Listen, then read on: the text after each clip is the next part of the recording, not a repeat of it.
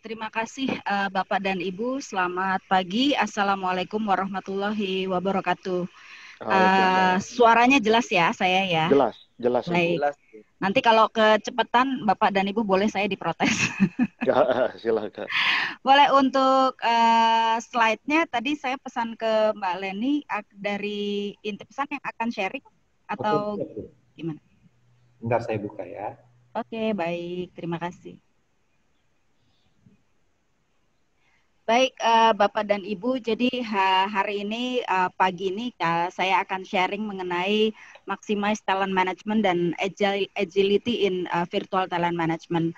Jadi sebagai pengantar kita tahu persis bahwa saat ini dengan adanya pandemi COVID-19, mengelola talent management dalam situasi virtual pasti punya tantangan tersendiri.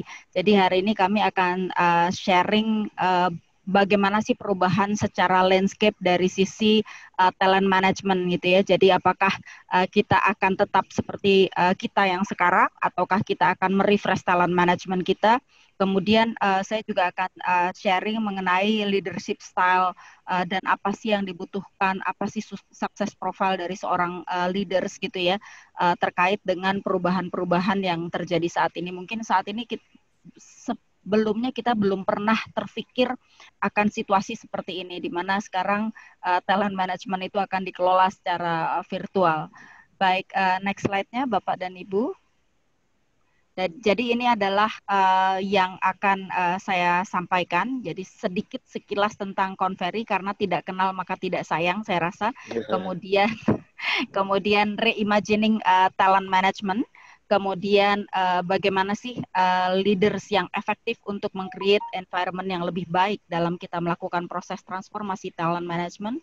Kemudian bagaimana kita mengelola virtual engagement. Jadi kalau kenapa menurut kami nomor 4 ini juga penting, karena mungkin proses komunikasi dan pola komunikasi itu totally berubah sejak adanya pandemi atau COVID-19 gitu ya. Meskipun masih face to face tapi tetap ada physical distancing, tetap ada social distancing. Jadi tantangan-tantangan seperti inilah yang Conferry lihat, kemudian kita coba berbagi apa yang bisa dilakukan sebagai seorang leaders. Okay. Next slide-nya boleh. Jadi sedikit tentang Conferry, next slide. Jadi kita tahu persis kalau bicara human capital itu pasti human capital itulah yang selalu membuat CEO itu tidak pernah bisa tidur.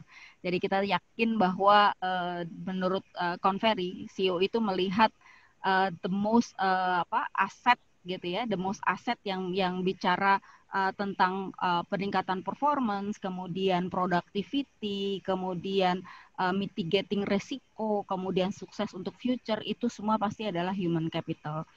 Jadi human capital itu selalu dilihat 2,33 kali lebih valuable dibandingkan dengan aset fisiknya perusahaan. Dan kalau kita lihat peningkatan EBITDA itu juga didrive dari kinerja dari human capital, bahkan bisa mencapai 2 kali, terutama dengan adanya energi yang luar biasa dari orang-orang ataupun karyawan yang kita miliki. Oke, next slide-nya. Nah, siapa sih Conferry? Jadi Conferry itu sebenarnya sudah lama, kami berulang tahun yang ke-50 tahun ini. Kemudian mungkin juga 4 tahun yang lalu Bapak dan Ibu masih mengenal adanya Hey Group sebagai entitas yang independen. Jadi 4 tahun yang lalu Hey Group ini diakuisisi oleh Conferry, sehingga dari sisi line of business kemudian line of services dengan di-acquire-nya Hey Group sebagai HR consulting ini menjadi lebih lengkap gitu ya. Jadi solusinya kita bicara mulai dari hulu sampai hilir, mulai dari mencari dan menyiapkan orang, kemudian mengelola talent di dalam organisasi, kemudian sampai mengantarkan talent keluar dari organisasi mencari journey barunya. Jadi di kami namanya itu adalah career transition. Jadi kalau kita bicara terhadap apa sih yang dipengaruhi dari sisi talent management. Kita bicara strategi organisasi, succession assessment, kemudian ada talent acquisition, kemudian ada leadership development, dan ada reward and benefit gitu ya. Jadi kami membantu mentranslasikan strategi yang dibangun oleh organisasi menjadi action ataupun kerja nyata ataupun sebuah program. Oke, next slide-nya. Nah, bicara tentang leadership and development, jadi Konferi sendiri mulai dari tahun 1943 Bapak dan Ibu. Jadi kalau misalnya mengenal Hay Group, dari Edward Hay dan Associate Management Consultant di establish, kemudian di tahun 1969 sendiri Konferi dibangun ataupun didirikan di Los Angeles. Ini sebenarnya nama dua orang, namanya adalah Lester B. Korn sama Richard M. Ferry. Jadi memang Korn Ferry itu nama orang, Korn dan Ferry. Nah, jadi Korn Ferry ini mulai tahun 2006 sampai dengan 2020, 2019 terakhir itu aktif sekali melakukan proses akuisisi. Jadi mulai dari kita mengakuisisi Lominger, kemudian Leader Source, kemudian juga Lore International, Newman Group, kemudian Sensa Solution, kemudian ada PDI Ninhaus. Jadi itu ada private leadership, kemudian juga dengan bergabungnya Hay Group, ini kita lumayan lumayan exhaustif dari Konferi. Kemudian juga tahun 2017 Bapak dan Ibu kita launching Konferi Advance. Ini adalah sebuah solution berupa learning platform yang bisa diakses free sebenarnya, bisa diakses free memang tapi belum sempurna, tapi sudah mulai bisa dicoba gitu ya, from business to consumer offering. Nah, ini dari perjalanan dari Konferi dari sisi leadership development, kekuatan kami dari sisi leadership development. Oke, next slide-nya. Dan ini adalah beberapa jurnal, kemudian juga kami punya yang namanya Konferi Institute. Ini juga adalah institusi terhadap seluruh research yang dilakukan oleh Konferi terpusat di sini. Jadi selain juga jurnal dan hasil-hasil research, next slide-nya, kami juga kami juga menerbitkan buku. Boleh tolong next slide-nya? Ya, kami juga menerbitkan buku, jadi sudah lebih dari 50 buku. Termasuk kalau Bapak dan Ibu berkecimpung di HR, itu ada Competence at Work, kemudian juga ada kompetensi yang milenium, itu juga dikeluarkan oleh Konferi. Oke. Next slide-nya boleh. Dan ini adalah gambaran besar dari Konferi. Jadi ada sekitar 100.000 orang di develop melalui Konferi Leadership Program setiap bulannya. Ada 8 company yang menggunakan Pro Hire Assessment, dan ini 8 kali lebih banyak dari sisi hire eksekutif yang mereka dari dalam jangka waktu 3 tahun, dan Konferi menempatkan 1 kandidat setiap 3 menit. Nah, memang tahun ini pasti akan berubah mengingat banyak organisasi-organisasi yang menahan untuk melakukan proses rekrutmen, dan juga kita partner atas 98% Fortune Most Admired Companies. Baik, itu perkenalan dari Konferi. Berikutnya saya ingin menyajikan mengenai reimagining talent management. Oke, next slide-nya. Jadi kalau kita bicara terhadap pengelolaan talent secara virtual, apakah sebenarnya kita siap untuk mengelola talent-talent kita secara virtual? Nah, karena ini berdasarkan survei dari Konferi Bapak dan Ibu di tahun 2020 ini di April. Jadi ada aturan pemerintah yang mengendorse untuk atau mewajibkan untuk melakukan proses lockdown, di mana artinya organisasi-organisasi perusahaan dipaksa untuk melakukan proses pengelolaan manajemennya secara virtual. Kemudian dari hasil survei itu mengatakan bahwa tidak semua company ataupun sebagian besar company ternyata tidak ready, gitu ya, tidak ready, baik dari sisi pelakunya atau employee-nya, tapi juga dari sisi infrastrukturnya gitu ya, infrastrukturnya. Jadi ternyata baik IT-nya, kemudian sistem pengelolaan keuangannya yang mewajibkan memang kadang-kadang harus datang ke kantor gitu ya. Jadi ini menunjukkan ketidaksiapan sebagian besar organisasi, karena kita mulai dari Jakarta, bicara Jakarta juga ternyata banyak yang tidak siap, apalagi masuk ke daerah-daerah. Kita tahu persis sekarang banyak yang masuk ke ada yang harus turun gunung untuk berkumpul di balai desa untuk bisa bersekolah gitu ya. Nah, jadi Konferi sendiri mengidentifikasikan beberapa implementasi. Jadi implementasinya ternyata tidak semuanya 100% work from home, tapi kalau dari hasil survei Konferi itu adalah 100% work from home untuk terutama fungsi-fungsi yang sifatnya enabler. Kemudian juga 50-50 split group, artinya 50% work from home, 50% work from office. Nah, seperti yang dilakukan oleh Konferi juga, saat ini kami menjaga kapasitas dengan 50-50. Jadi ada grup yang masuk di kantor, ada grup juga yang stay di rumah. Nah, kemudian dari 33,4% responden itu mengatakan bahwa impact yang terbesar itu adalah employee value construction, gitu ya. Apa sih employee value construction? Nah, di sini berarti company atau korporasi itu harus mereview kembali seluruh kebijakan yang terkait dengan bagaimana mengelola program kerja atau pola kerja gitu ya. Dan jadi ada juga di sini hal yang juga kritikal adalah teknologi gitu, teknologi untuk memastikan perubahan-perubahan ini bisa terakomodir. Nah, jadi kalau kita lihat the most important, tapi 75% itu menghadapi bagaimana mengelola produktivitas karyawan gitu ya Bapak dan Ibu. Apalagi kita benar-benar belum terbiasa. Benar nggak ya di rumah ini kerja? Efektif nggak ya di rumah ini kerja gitu ya. Jadi that's the biggest concern pada saat kita bicara managing employee productivity. Oke, next slide-nya boleh minta tolong.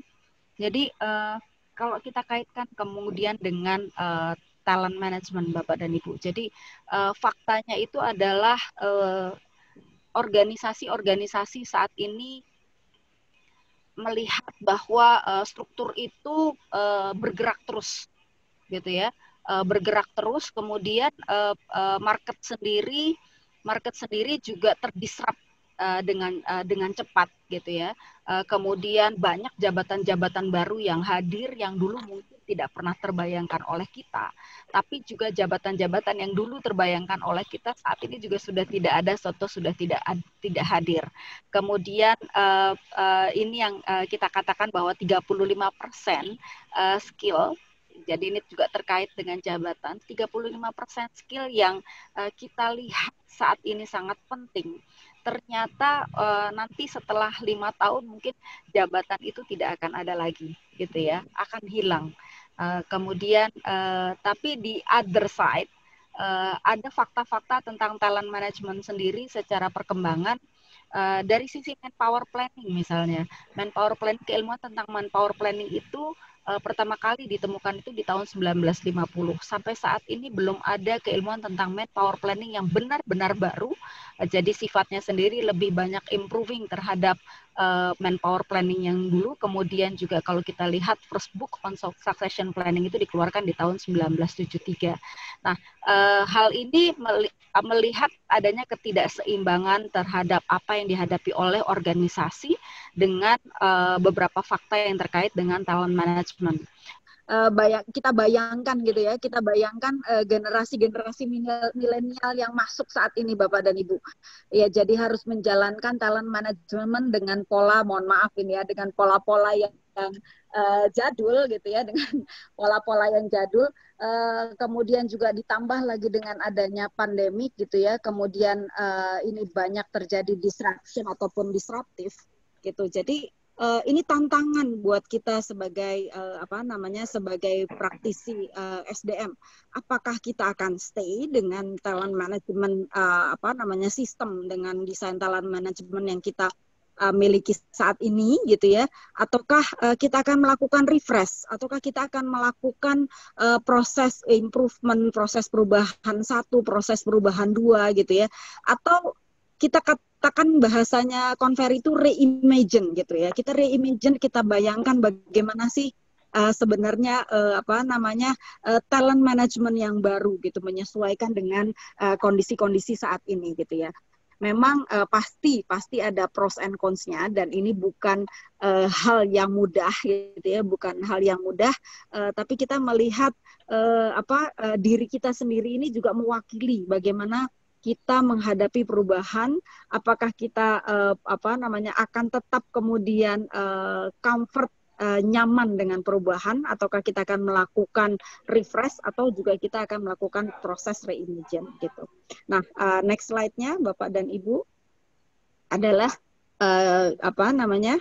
boleh next slide-nya tolong. Baik, next slide-nya itu di sini kita melihat bahwa terkait dengan hal tersebut gitu ya, terkait dengan hal tersebut maka kita melihat adanya hubungan yang kuat antara bisnis dengan talent issues gitu ya. Jadi kalau kita bicara talent management, tadi kita bicara terhadap kondisi organisasi dan terhadap teori-teori ataupun teori-teori yang dimiliki dari sisi talent management. Nah, kemudian kita juga melihat bahwa talent issue itu sangat berkaitan erat dengan business issue. Jadi contohnya misalnya adalah kalau kita bicara business issue gitu ya, kalau kita ngelihat dari dua hal, operational excellence dan dari hal digital, maka kalau kita melihat satu misalnya secara market itu dibutuhkan percepatan gitu ya, pergerakan yang lebih besar, percepatan yang lebih besar dari sisi market gitu. Kemudian ada restructure dari sisi organisasi, kita mengenal adanya sekarang model spot gitu ya, organisasinya di mana semua mendorong terhadap praktek-praktek bekerja ataupun pola bekerja secara agile. Kemudian banyaknya company-company yang melakukan merger, melakukan akuisisi gitu. Kemudian juga adanya transisi di dalam operating model yang baru, melihat terjadinya perubahan-perubahan dari sisi market gitu ya Bapak dan Ibu, termasuk juga bagaimana perubahan-perubahan dari sisi konsumen. Mungkin kita pernah ingat ada dulu itu Airbnb gitu ya Bapak dan Ibu. Jadi CEO-nya mengatakan bahwa butuh waktu bagi dia membangun membangun bisnisnya selama 12 tahun. Tapi hanya dalam waktu 6 minggu bisnisnya itu bisa hancur berantakan gitu ya, karena pola konsumen yang berubah. Nah, bagaimana sih kita mengasosiasikan hal ini terhadap talent issue? Ini artinya company dituntut untuk bisa lebih mendorong terhadap agility, terhadap flexibility, dan juga terhadap talent-talent yang jauh lebih cepat. Kemudian juga mampu mengidentifikasikan dan mengembangkan internal talent pipeline. Kemudian adanya juga segmentasi talent. Jadi kita sekarang sudah mulai melihat bahwa namanya talent itu, mohon maaf karena saya orang Jawa, tidak lagi bisa gebiah uyah gitu ya, tapi juga ada proses segmentasi di sana. Kemudian juga adanya talent acquisition. Kemudian kita juga mulai mencari di mana sebenarnya talent-talent ini berada. Kemudian juga landscape dari sisi talent management untuk mendrive terhadap perubahan gitu ya. Jadi di sini kalau kita lihat ada perubahan budaya yang juga sangat besar. Kemudian ada workforce planning. Jadi workforce planning juga sangat kritikal Bapak dan Ibu. Jadi kita bicara bagaimana menyediakan talent in the right place, in the right time, kemudian in the right skills gitu ya. Nah, ini juga menjadi sangat penting. Kemudian kalau kita bicara misalnya terhadap digital, bisnis isu yang terkait dengan digital. Saat ini organisasi sudah mulai fokus terhadap teknologi-teknologi baru untuk merespon terhadap adanya perubahan landscape market, kemudian juga adanya emerging competitors gitu ya, startup meskipun ada startup yang melambat pertumbuhannya, tapi juga kita melihat banyak startup yang justru sangat cepat gitu ya, sangat cepat dan mereka melakukan banyak perubahan teknologi untuk melakukan proses efisiensi operasional.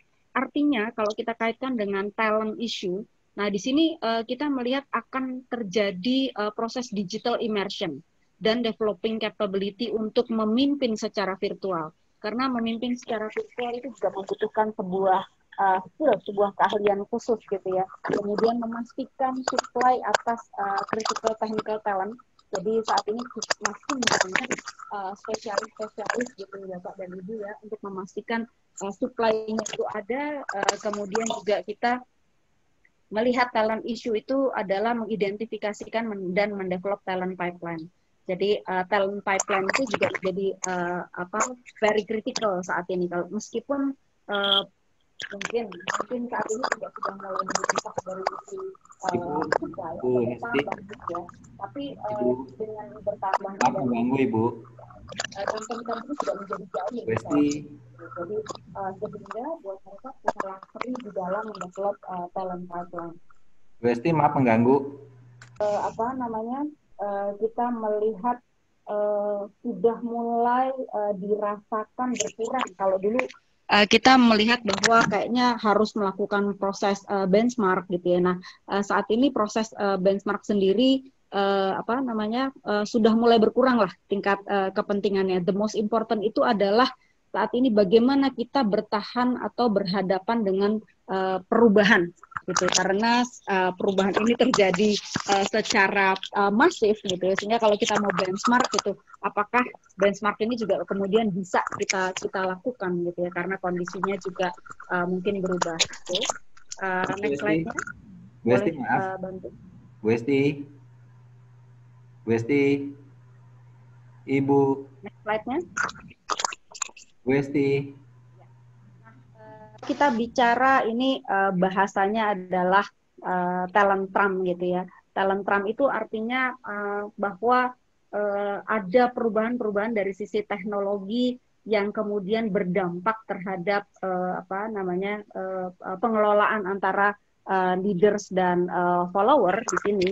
Jadi kalau kita bahasakan ada yang namanya teknologi blind spot.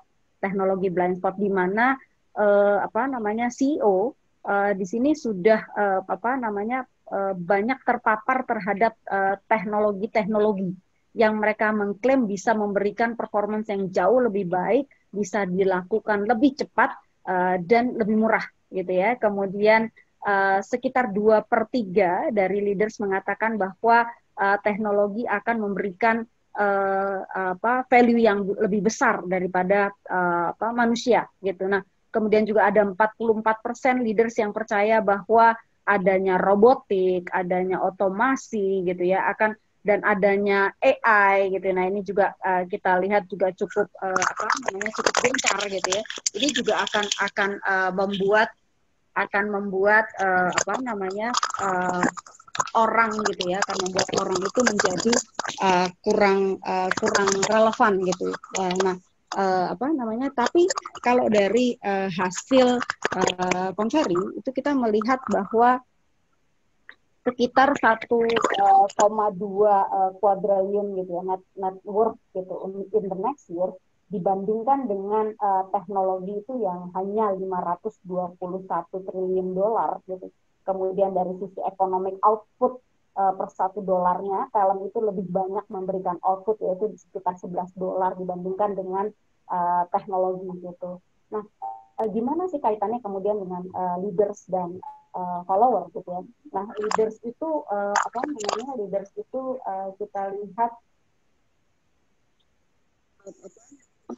kemudian lebih dituntut untuk tidak hanya bisa berpikir, tapi juga harus melakukan gitu ya, harus melakukan. Kemudian juga mempengaruhi pergerakan gitu ya secara eksklusif dari top sampai ke ke very low position.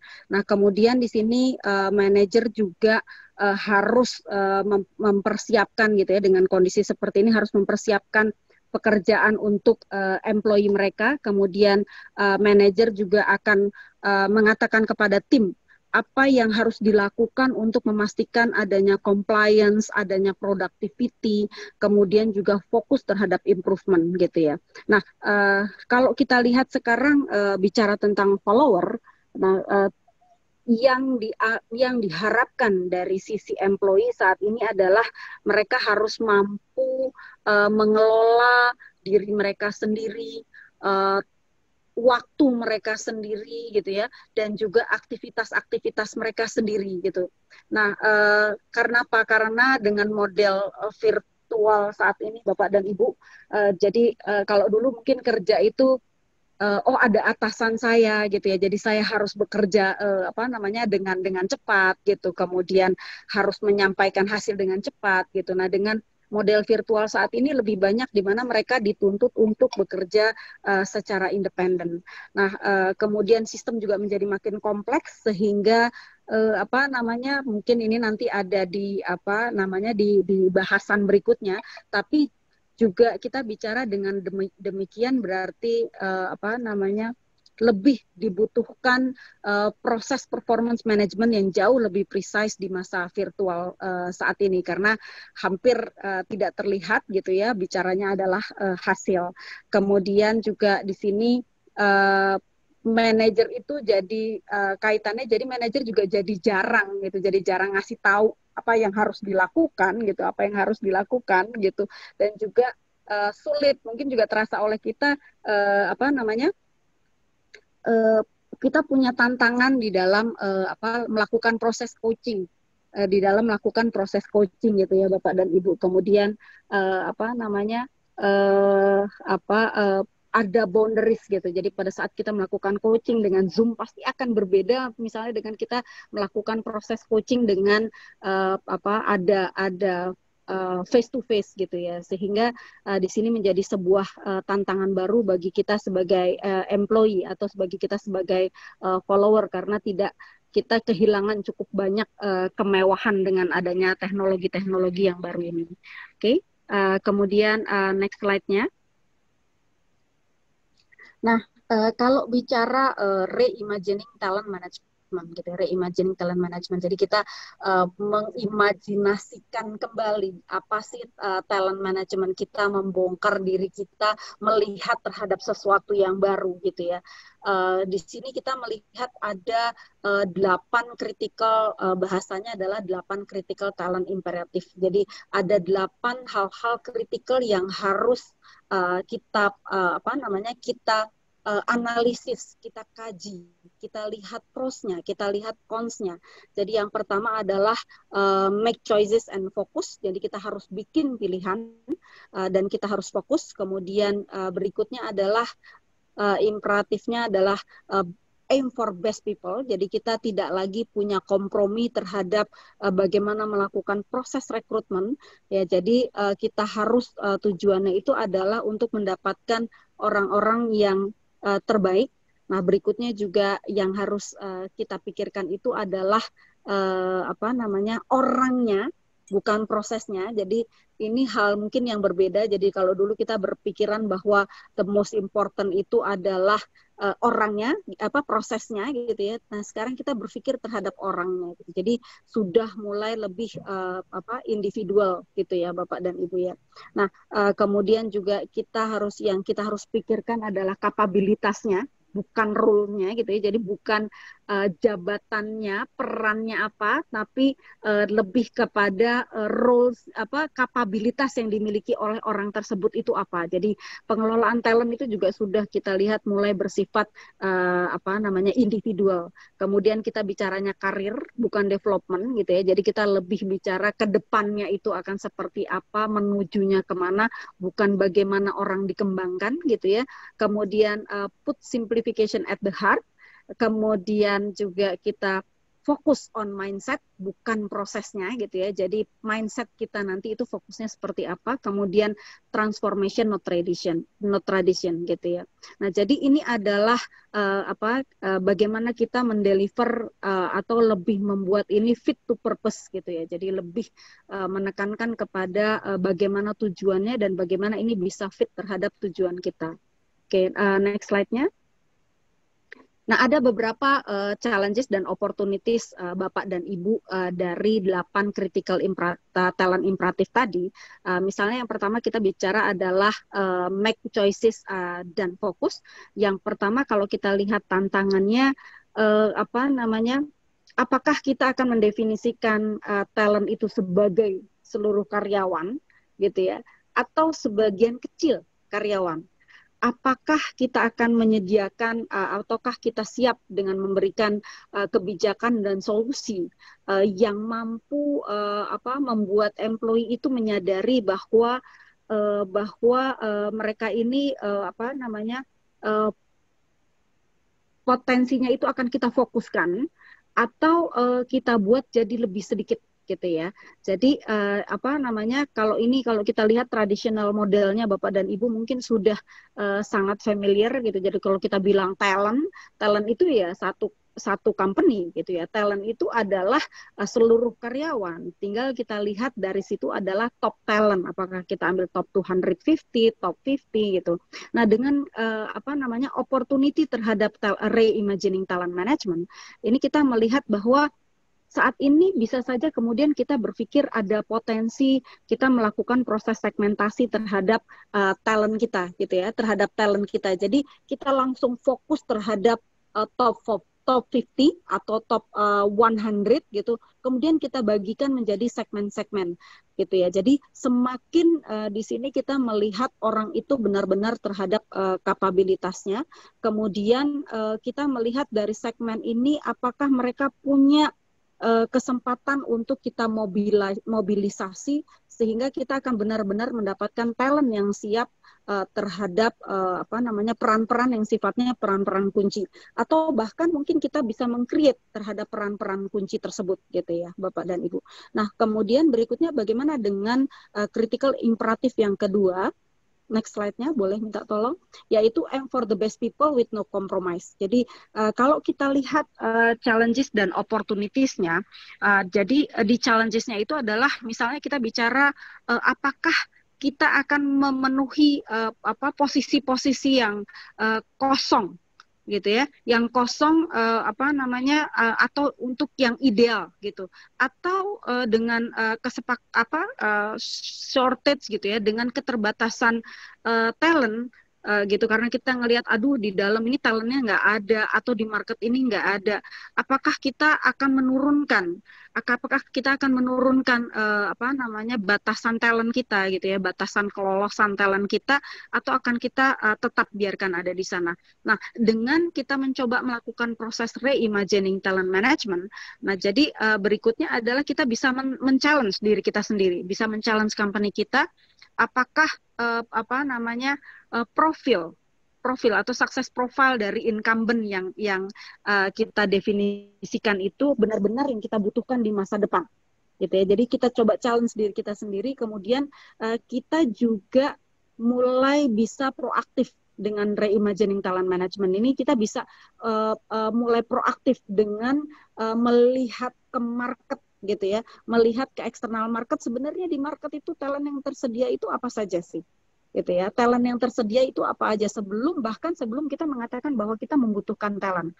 Nah, kenapa ini menjadi penting? Karena kalau kita tahu bahwa cost ataupun biaya untuk proses seleksi yang yang salah, untuk mendapatkan manajer yang salah, itu bisa jadi cost-nya itu adalah 2,3 kali dibandingkan dengan salary tahunannya mereka gitu. Nah, next slide-nya boleh minta tolong. Yang ketiga adalah think person not process gitu ya. Think person not process.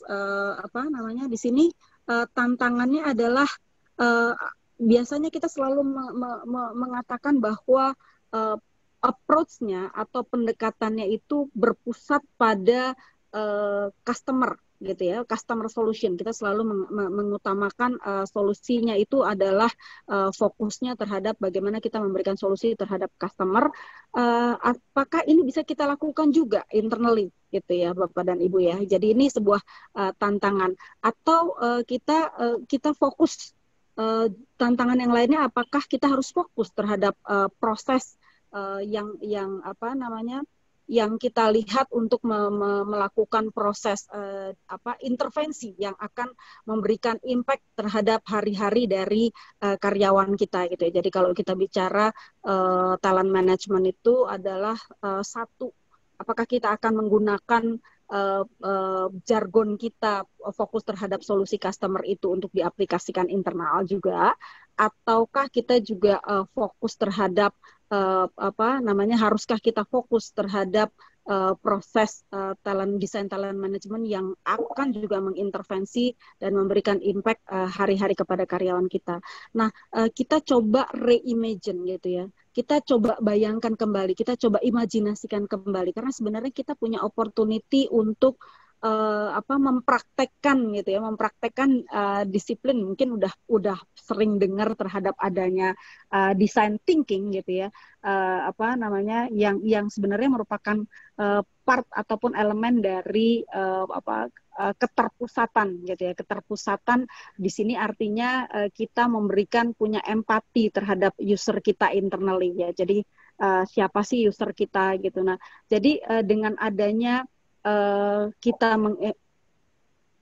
mengimajinasikan kembali gitu ya, kita bisa mulai mendefinisikan dari sisi orang-orang gitu ya. Jadi kita sudah melihat bahwa si A, si B, si C gitu ya, itu mereka sebenarnya cocok ataupun bisa mengatasi terhadap bisnis challenge yang mana.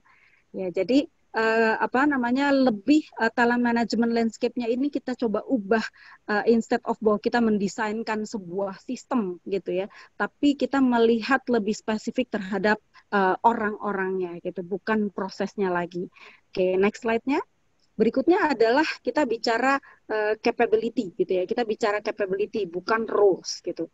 Nah, ini juga lebih unik lagi. Jadi Conferry melihat bisa nggak kita mengimajinasikan kembali talent management kita itu bicaranya bukan jabatan, bukan peran gitu ya, bukan struktur gitu ya, bukan struktur yang harus di cover semuanya gitu ya, atau kita bicara succession kita 5 tahun ke depan gitu, rencana suksesi ataupun succession planning kita cukup nggak sih sebenarnya untuk memastikan bahwa bisnis ini juga bisa terbangun atau berlanjut gitu.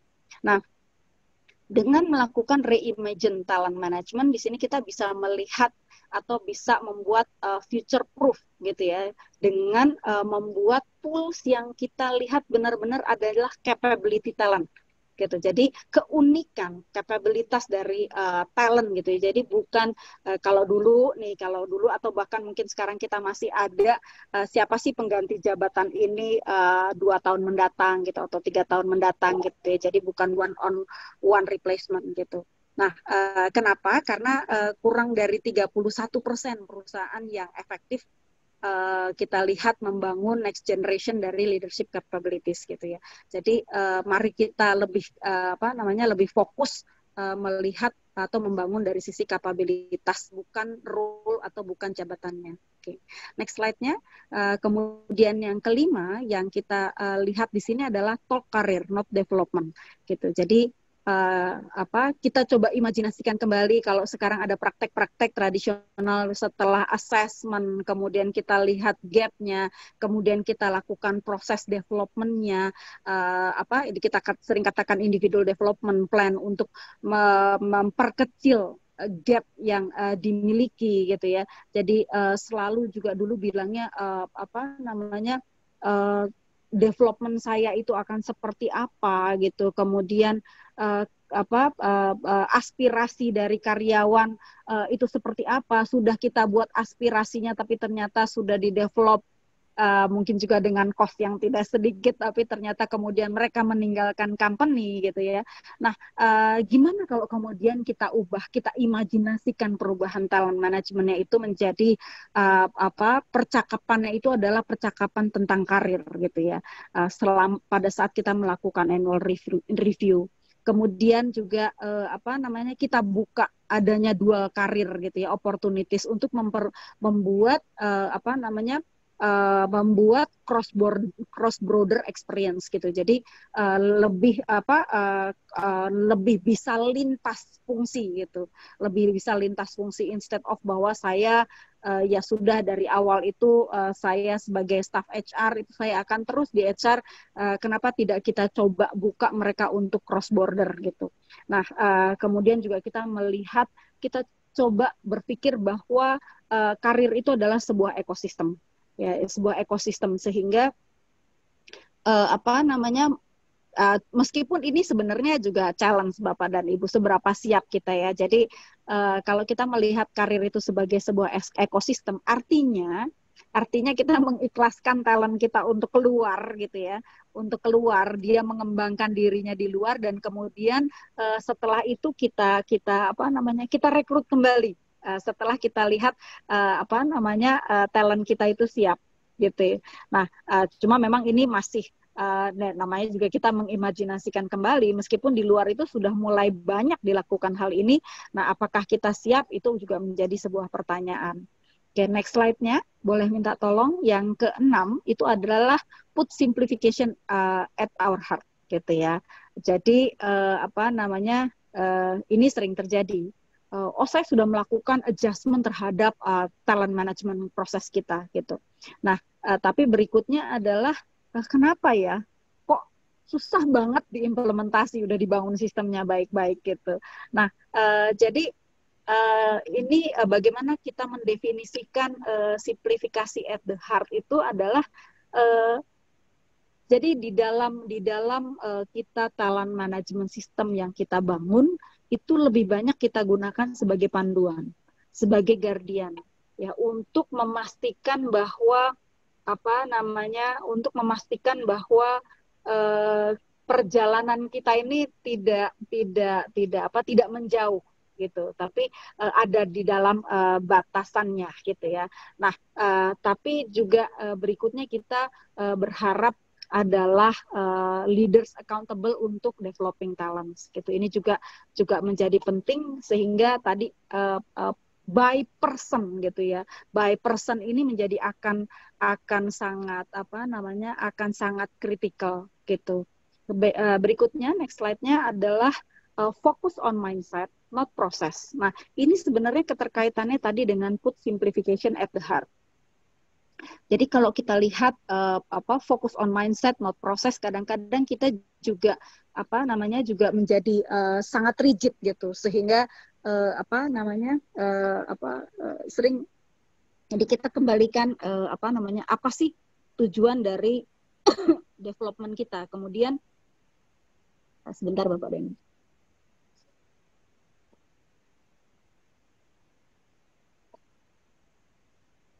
Kenapa kita harus mengcapture aspirasi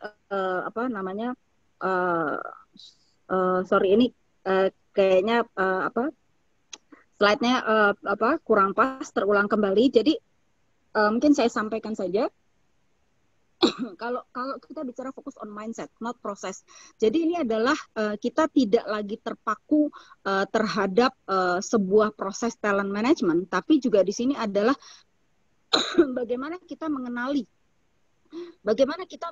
talent kita, kemudian bagaimana kita mengenali para leaders untuk menjadi active sponsorship gitu ya Bapak dan Ibu ya. Jadi di sini kita mempush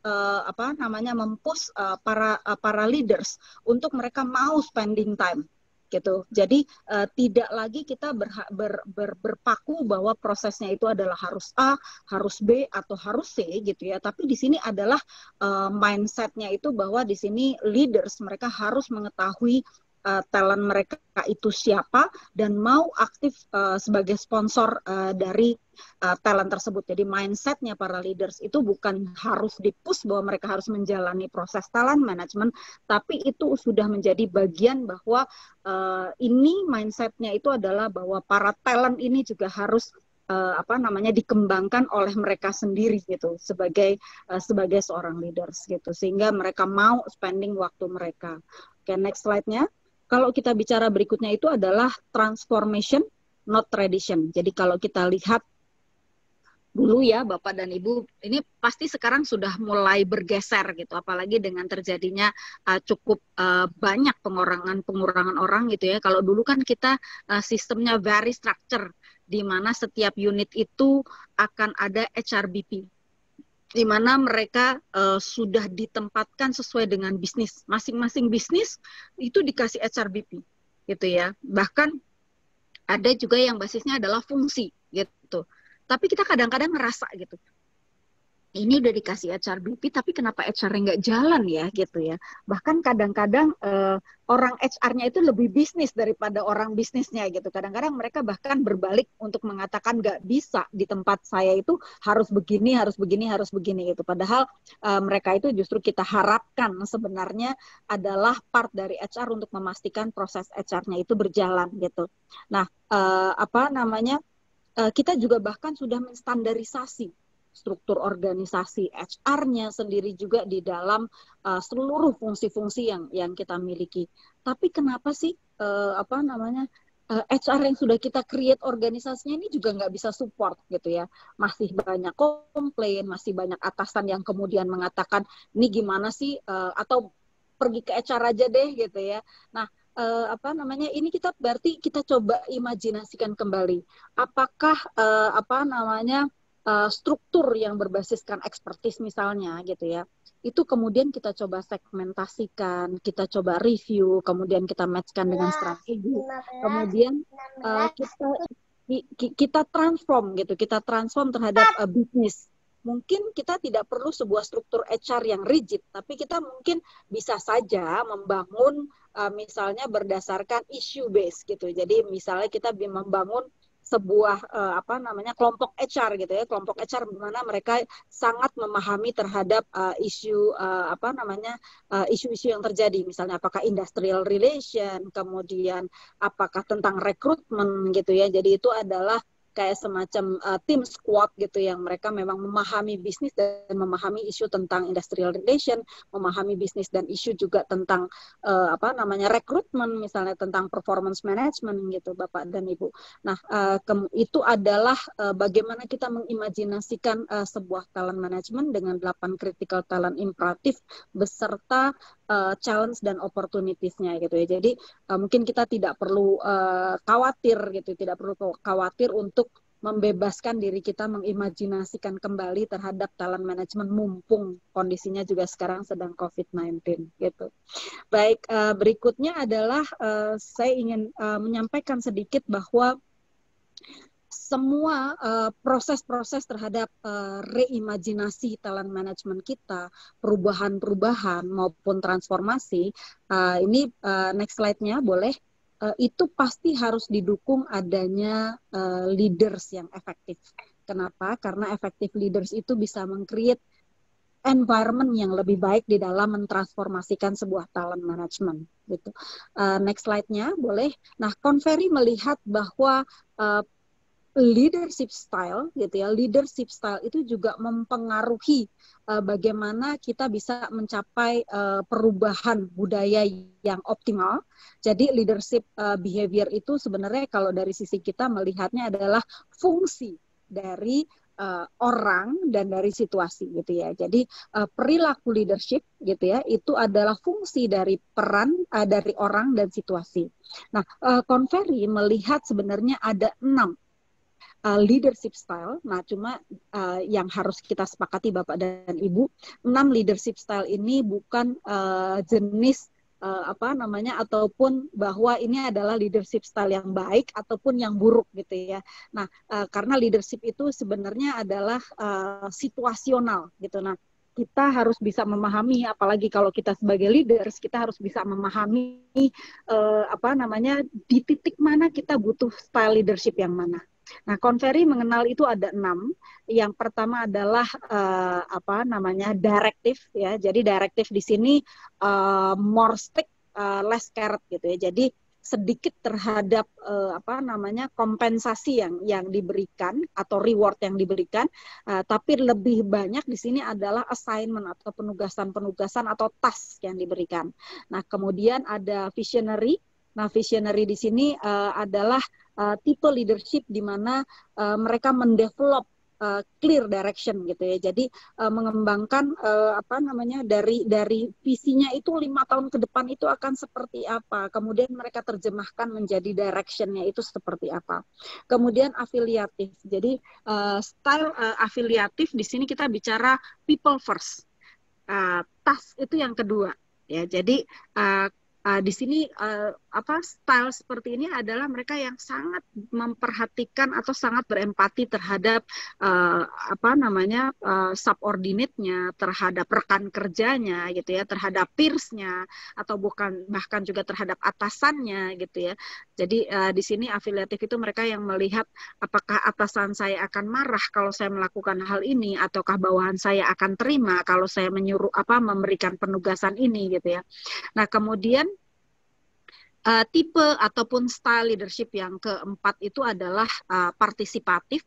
Jadi partisipatif di sini artinya selalu melibatkan orang lain gitu ya, selalu melibatkan orang lain gitu. Jadi kalau mau ngambil keputusan juga harus melibatkan bawahannya misalnya gitu.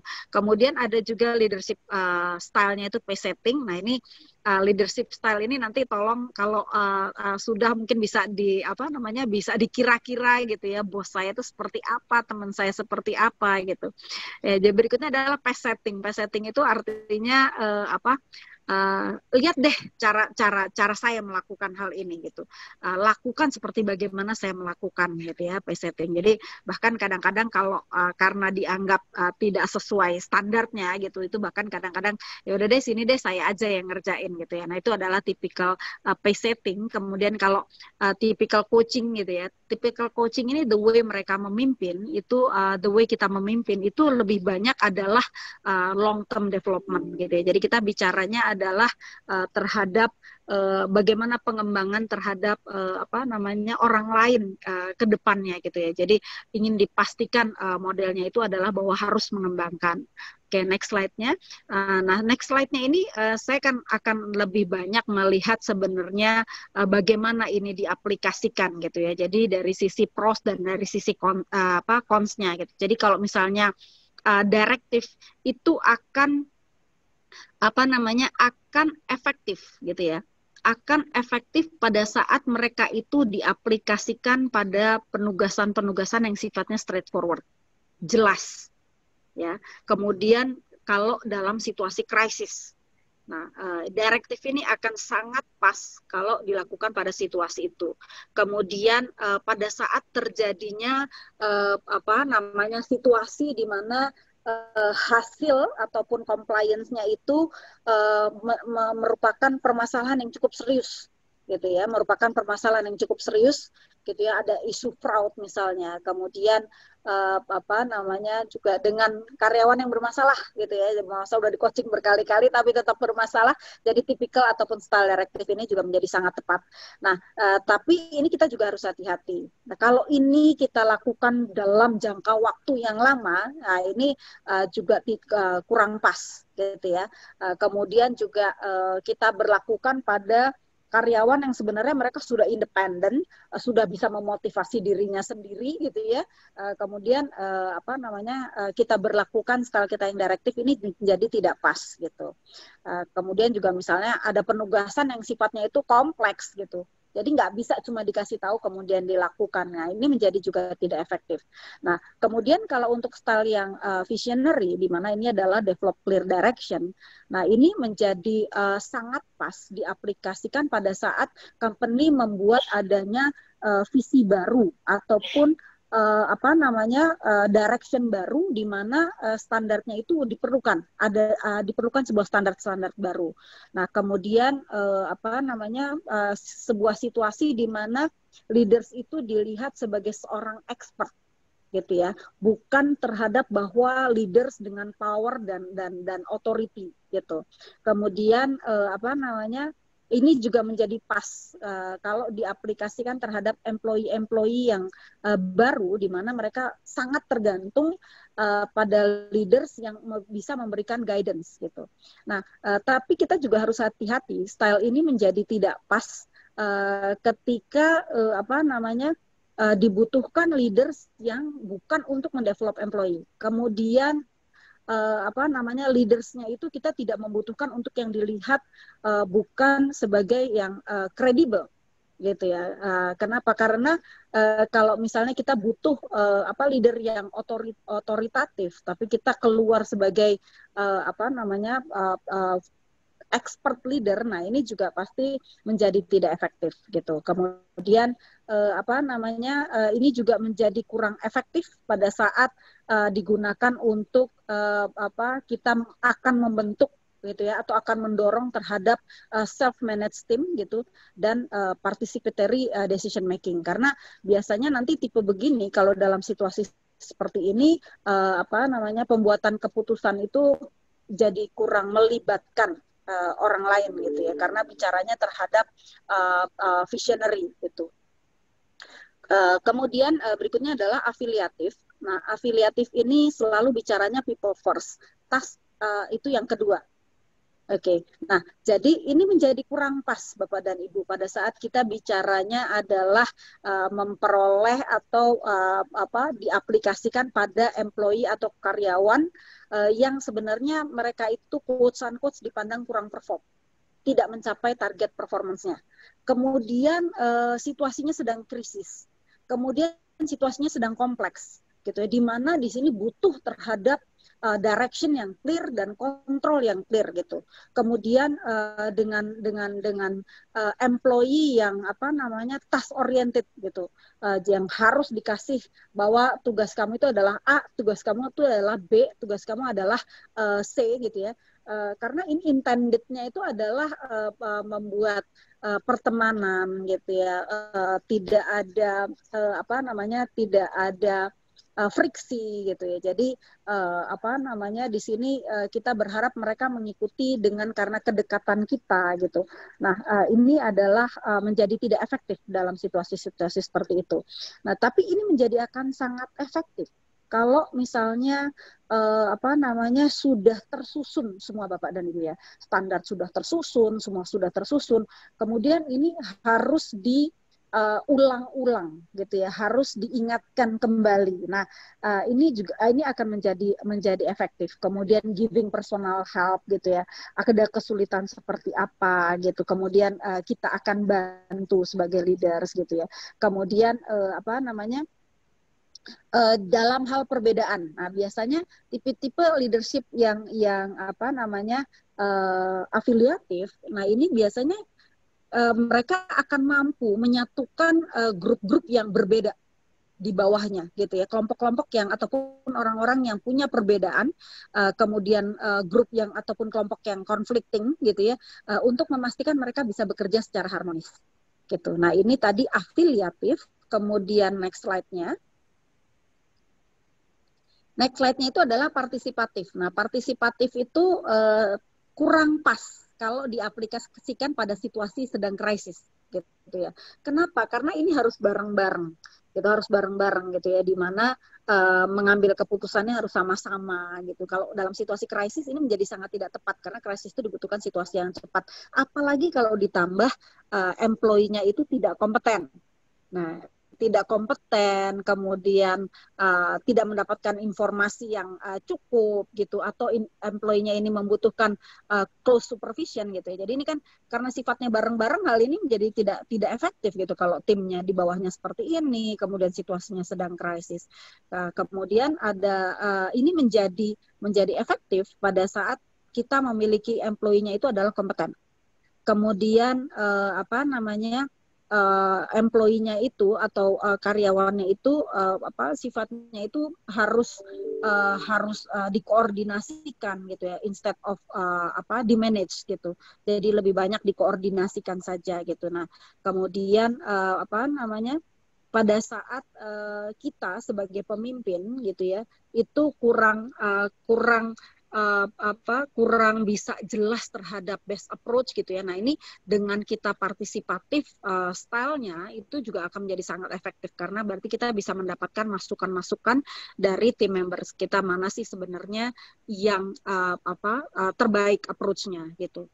Kemudian kalau bicara pace setting tadi, follow me, do what I do gitu ya. Nah, ini dilakukan kurang efektif pada saat leader ini tidak bisa melakukan semuanya itu secara personal gitu ya. Jadi semua pasti ada keterbatasan Bapak dan Ibu gitu ya. Kalau semua dilakukan oleh kita sendiri gitu, maka kita bisa burn out gitu. Nah, ini juga menjadi tidak efektif pada saat kita punya ataupun karyawan itu membutuhkan direction, membutuhkan development, membutuhkan koordinasi gitu ya. Nah, jadi tidak bisa mereka langsung terbaca, bos saya melakukan ini, berarti saya harus melakukan ini. Nah, mereka butuh direction juga gitu ya. Jadi kalau situasinya timsnya seperti ini menjadi tidak efektif. Nah, kemudian ini menjadi efektif kalau ternyata timsnya itu adalah highly motivated, kompeten, dan sangat paham terhadap job mereka. Kemudian mengelola individual kontributor gitu ya. Jadi kalau individual kontributornya banyak gitu, ini menjadi sangat efektif. Kemudian juga efektif untuk membuat organisasi bergerak lebih cepat. Kemudian Ibu Hesti, ya, Ibu Bapak. Hesti, Ya. mohon maaf, waktunya sudah habis untuk presentasi. Kalau boleh, Ibu, kalau masih ada slide, cuman Ibu bisa review cepat sekali. Setelah itu kita masuk sesi tanya jawab karena waktunya sudah semakin mepet. Silakan Bu. Baik, maaf ya. Baik, Pak. Baik. Dan yang terakhir ini adalah tipe coach atau coaching. Jadi ini adalah menjadi kurang pas pada saat sebagai leaders kita lack of expertise, kemudian employee require considerable direction dan feedback serta dalam situasi krisis gitu. Dan menjadi efektif seperti terlampir dalam slide ini, di mana employee sangat termotivasi untuk professional development. Nah, sebagai penutup mungkin saya akan masuk ke dalam slide yang terakhir. Boleh minta tolong slide yang keempat, yang keempat saja. Jadi ini lebih banyak sebenarnya menjelaskan tentang best class di digital leaders. Boleh di yang bagian keempat, section keempat, terus. Ya,